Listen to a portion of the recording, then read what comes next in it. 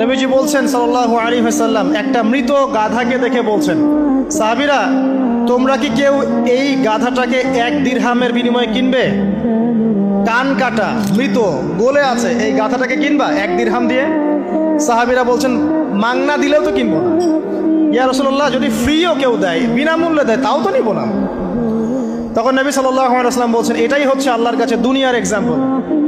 ওই মৃত গাধা তোমাদের কাছে যতটা না ইম্পর্টেন্ট, যতটুকু মূল্য রাখে, আল্লাহর কাছে এই দুনিয়া তার চেয়েও কম মূল্য রাখে।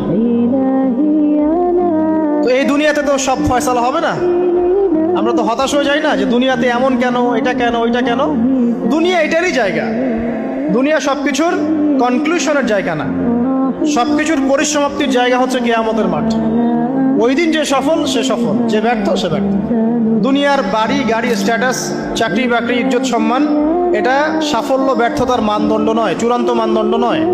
চূড়ান্ত মানদণ্ড কি? ফামান যুহজিহা আনিন নার ওয়া উদখিলাল জান্নাহ ফাকাদ ফাজ।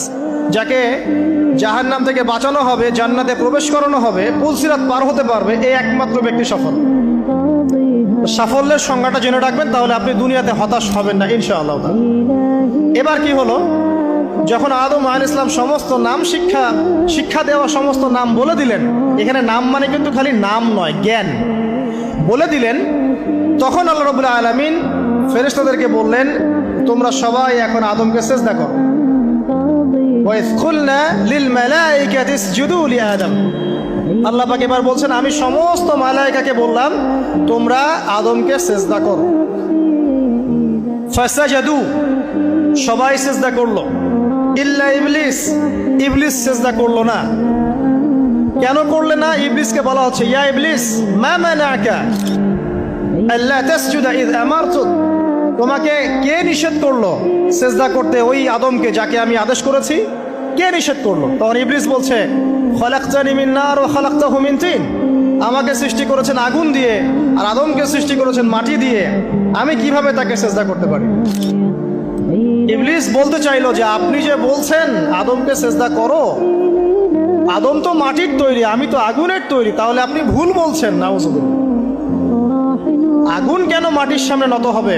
মাটি আগুনের সামনে নত হওয়া উচিত। তার কেয়াস হচ্ছে এমন। কেয়াস মানে কি? তার এটা কি? হ্যাঁ, তার এটা যুক্তি, তার এটা যুক্তি এবং দর্শন যে আমি কেন তাকে সিজদা করব? আমি তো আগুনের তৈরি আর আদম হচ্ছে মাটির তৈরি। তো খলাকতাহু মিন নার ওয়া খলাকতানি মিন তিন, খলাকতানি মিন নার ওয়া খলাকতাহু মিন তিন। আমাকে সৃষ্টি করেছেন আগুন দিয়ে, আদমকে সৃষ্টি করেছেন মাটি দিয়ে।